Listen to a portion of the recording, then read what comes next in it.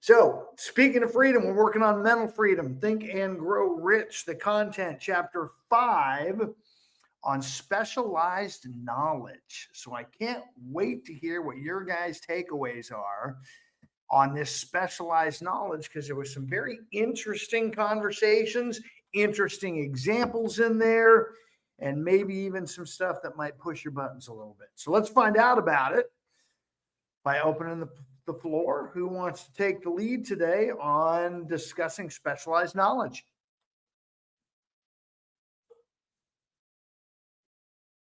Julianne.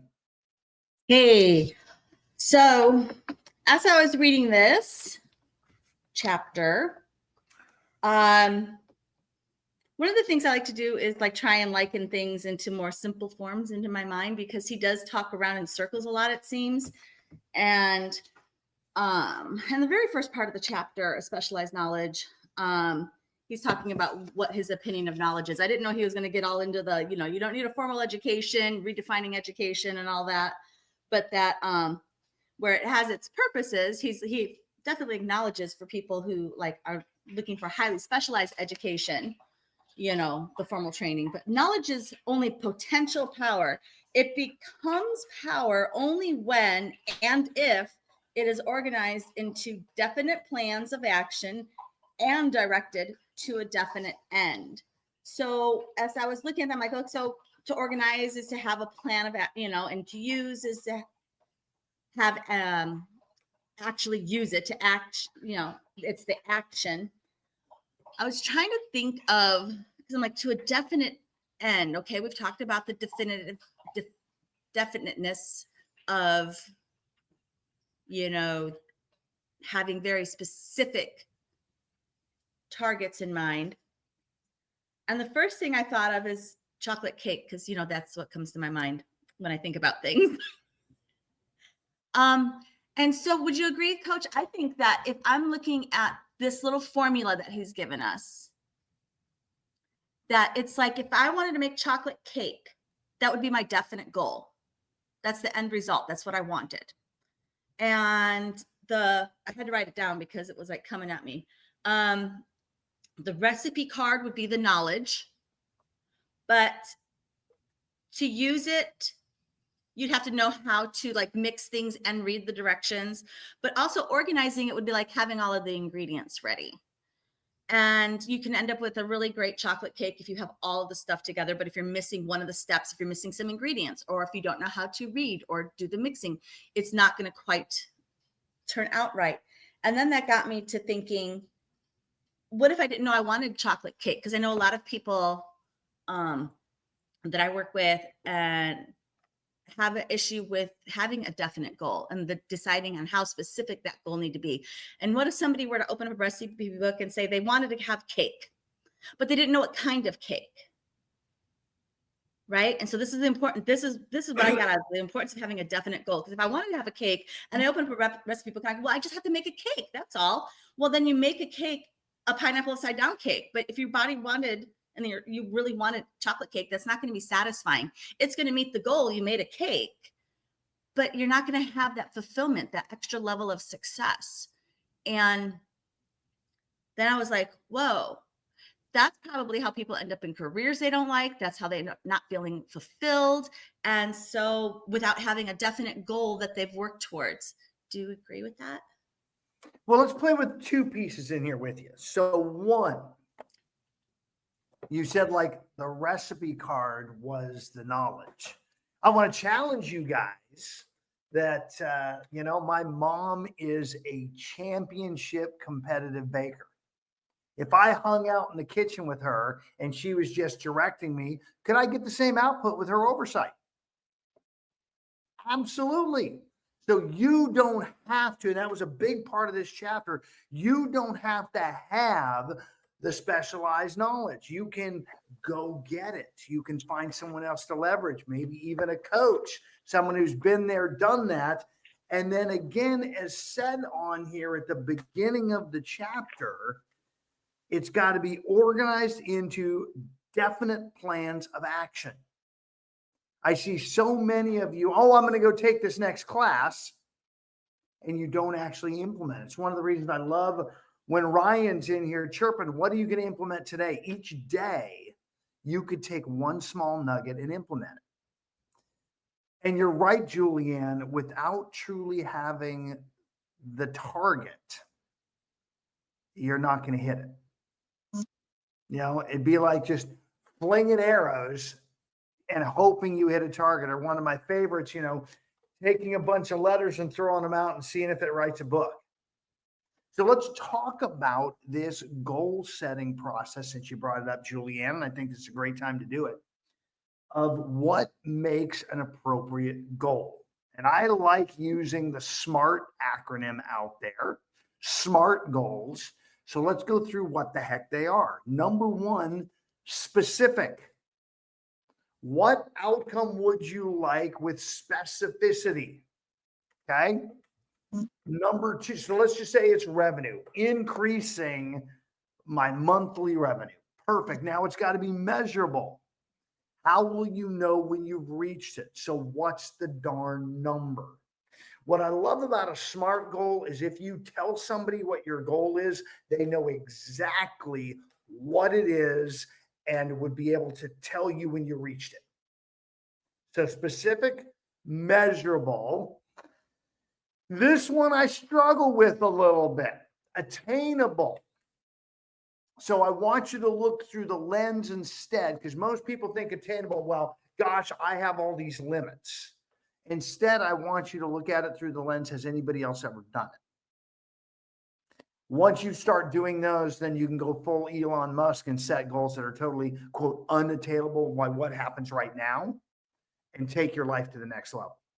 So specific, measurable, attainable. Number 4 is relevant. It's got to be meaningful to you.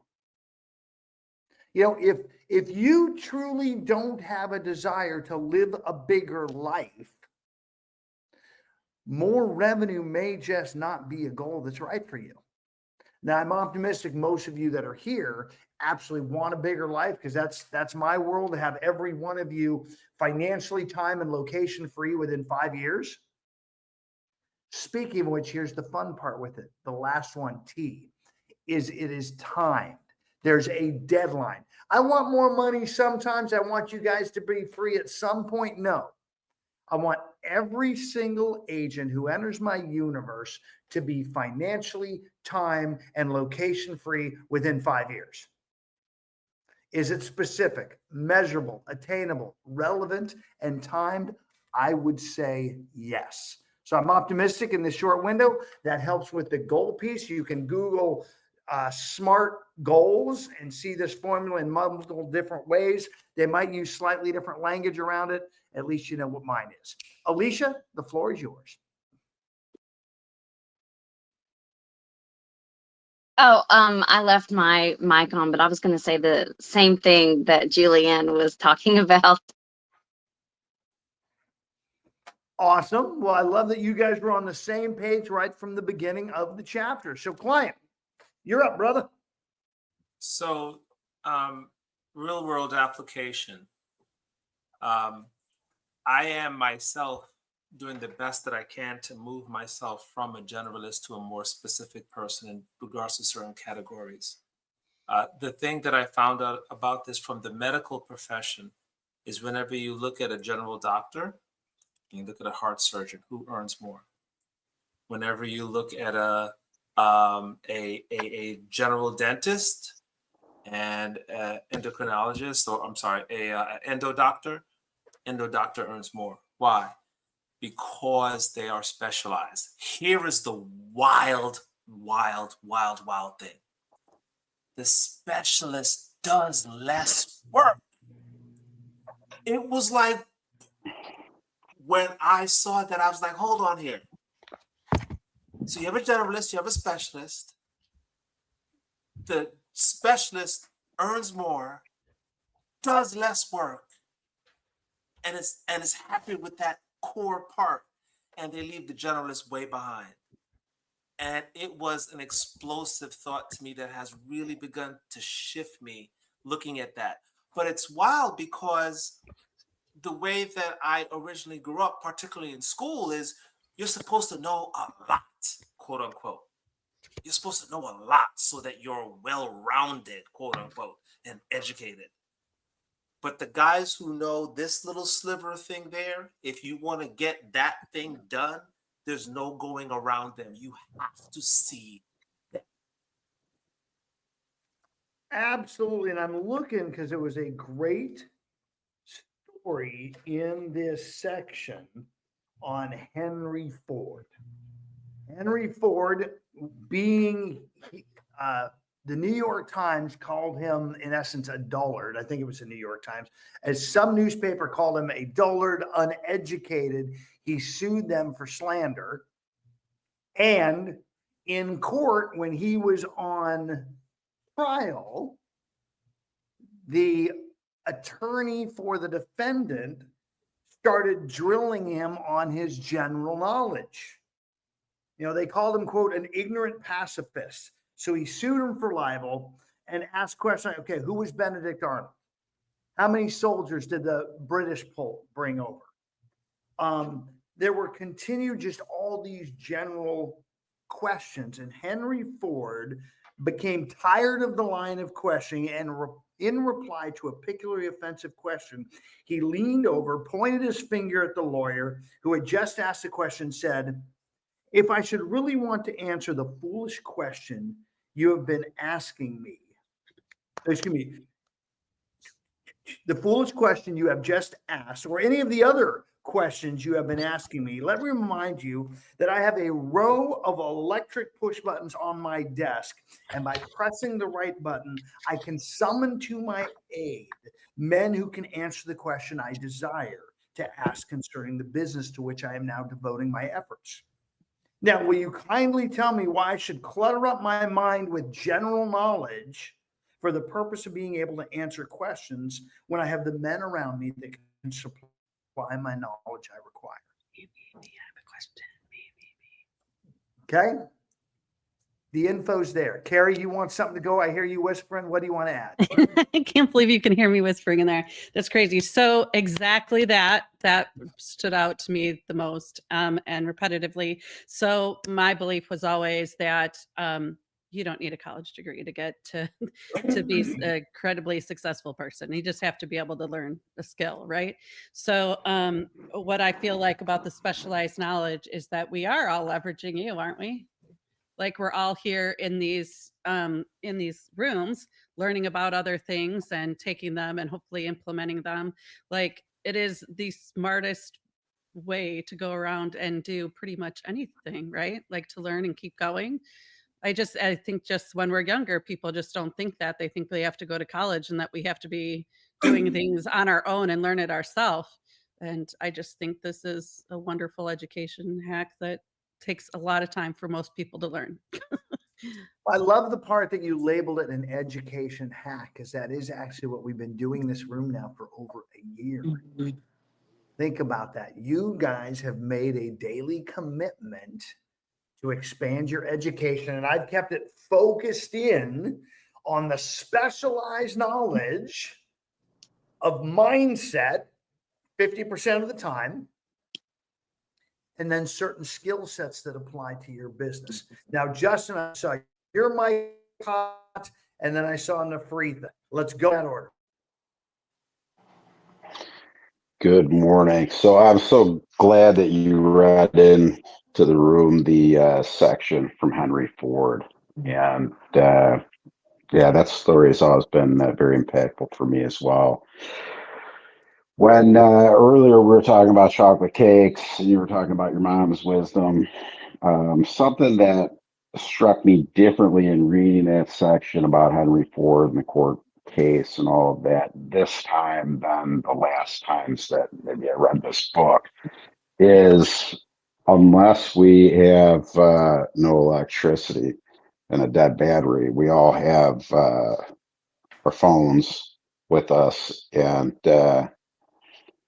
because we could get via our friend Google almost any information that we want on tap at any different time, I think it's it's a double-edged sword because it's both easier to clutter our minds with nonsense, and it's that much less important to have general knowledge because we could get it all whenever we want. I'm going to bring into the room a part a little bit later in the chapter where they talk about the young man starting at junior executive salary. So the idea of starting at the bottom and working one's way up may appear to be sound, but the major objection to this, too many of those who begin at the bottom never manage to lift their heads high enough to be seen by opportunity. So they remain at the bottom. It should be remembered also that the outlook from the bottom is not so very bright or encouraging. It has a tendency to kill off ambition. We call it getting into a rut, which means that we accept our fate because we form the habit of a daily routine, a habit that finally becomes so strong we cease to try to throw it off. And that is another reason why it pays to start one or two steps up above the bottom. By doing so, one forms the habit of looking around, of observing how others get ahead, of seeing opportunity, and of embracing it without hesitation. I think if I relate that to my own life, I think there's a close tie to be made with this idea of starting a rung or two up versus having more than one path. I think it'd be easy, and the more ladders you have in front of you, the easier it is to be at the bottom of all of them. And I think that's it's a poor habit to get caught up in poor habits. Yeah, what a great observation that when you are the student of everything, you're the master of nothing. And for those that I have around my world that are, well, I'm going to do a little of this, a little of this, a little of this, a little of this, they actually never get any revenue because they're spread thin. So picking your path, jumping up that ladder a few rungs, Justin, absolutely. Nafrita. I thought this chapter was very uplifting for me, because like you said, like we've been taught this thing about education, right? For years we've been taught how to acquire education, but I love it here. It says that, I forgot what page that was. No one actually took the time to say how to apply that education that we're learning to our lives. And I think that is the key part right there, right? Because what I understand here, like we talked about the other day about these famous quotes, we hear knowledge is power. But here is letting us know that knowledge is not powerful until you take the action, right? Knowledge is useless until you put it into something, until you do something with it. It's literally just information. What makes it knowledge is when you decide to put it in activation. And now I'm going to use this thing and make something happen.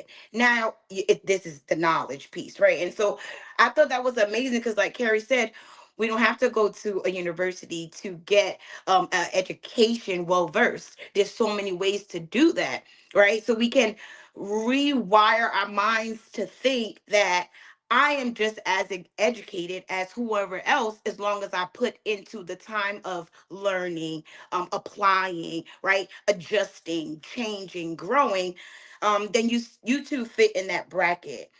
So that to me was like, wow, that was just a good reminder, right? That you don't have to fit in no one's bubble either, right? So many times we're taught to go into the box, to fit into the box. And that was one of my issues with being in the army. Like, I struggled with one, being stripped of my identity because it was so ironic. Like, I was raised as a child, so my family's from Jamaica, and I was always raised to be an individual, to have a mind for myself, and to let that lead me, right? And so going into the military was like, no, you need to be like this, you need to look like that, you need to think like this, and you need to jump when I say jump and crawl when I say crawl. It was like, just think this much.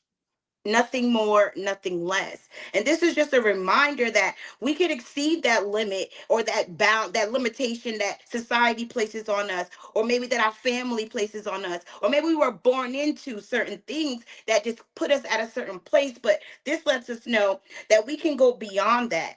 And so I love what Justin was just saying, because I was literally on that same page. But some things that jumped out at me was um to aim high and not mistake temporary defeat for failure. And a thing that I remembered my best friend told me, delay does not mean denied.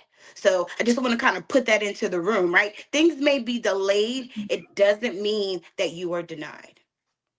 And let's bounce back to another one that I just got to anchor in here, and Nafreetha, something you brought up. Because you said, you don't have to fit into a box. You don't have to fit into the standards, requirements of society or maybe family. I would challenge you. There's actually only one person that's putting you in any box. And that is your own personal fear of looking good and being right. Those two things you're chasing. I don't want to look bad. I don't want to be wrong. So I'm just going to fit in rather than stepping up and being who you were designed to be. And so putting down your own story, your own baggage in any environment and leaning into it. We're seeing that more and more now. And just know, man, overall, the majority loves someone who's willing to step up and step out and do something different. What else do you guys have?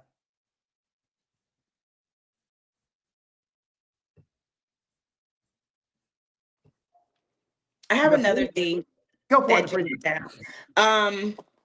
It says here, anyone could start in that sort of job, and Halpin knew it, but it was enough to open the door of opportunity.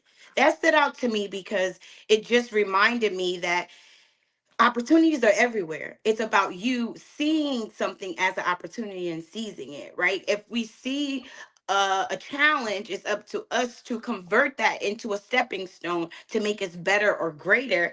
And I thought that was just like so powerful. And then a few sentences down, it says that one step upwards placed him high enough above the crowd to enable him to see still greater opportunity. In addition, it placed him where opportunity could see him. And I thought that was like, wow, right? And I thought about this group, and it was so amazing to see that they talked about Mastermind in this chapter, because here we are with our daily mastermind that's pushing us to the next level. But that stood out to me because it was intention. Like, I thought about being intentional, right? Not waiting for something to find you, but how do you place yourself so that opportunity could see you? I thought that was like, wow, that's like thinking once again on a whole different level and going to get things instead of waiting for it to come to you and fall in your lap. Well, and you're placing yourself, Nafreetha, in the spotlight of opportunity by speaking up. So just so you guys know, your individual times communicating here are showing up on my YouTube channel as Reels and Shorts. And I am now working with my team to develop a system for letting you know which ones are there so you can grab them and copy them over. So I'd love to have you over there. Celeste, the floor is yours. So I have not participated much this morning. Well, I haven't participated because I had a trauma to overcome. However, in just listening today, I really want to know that Nafreetha hears this. We all judge ourselves. We all have our own limiting behaviors, beliefs, all that stuff. But when I hear you, I hear your takeaways from the reading. I think, oh my God, this girl could run the room. You are really, really amazing. And I'm betting everybody in this room, if I just said, raise your hand if you agree with me. Watch what happens. You are really, really amazing. You're exceptional. And I just need you to hear that. So let's get you guys to help run the room. There's a couple of logistic things I wanted to get done today with you.